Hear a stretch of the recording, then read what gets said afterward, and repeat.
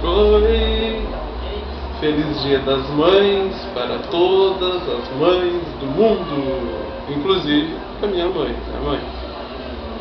Bom, essa é uma forma que eu achei de deixar uma homenagem ou algo assim para esse dia que é tão especial para mim. Infelizmente,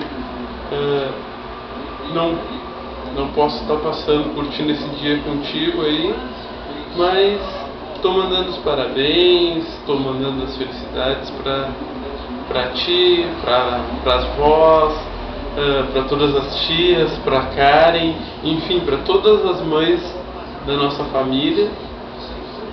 Estou rezando bastante por vocês, estou felicitando muito vocês e tenho certeza que Dia das Mães não é só hoje, é todos os dias, né?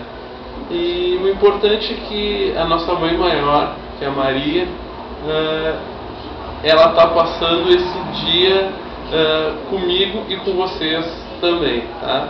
Tenho muitas saudades de vocês, muitas mesmo, de verdade, e eu espero que vocês aproveitem.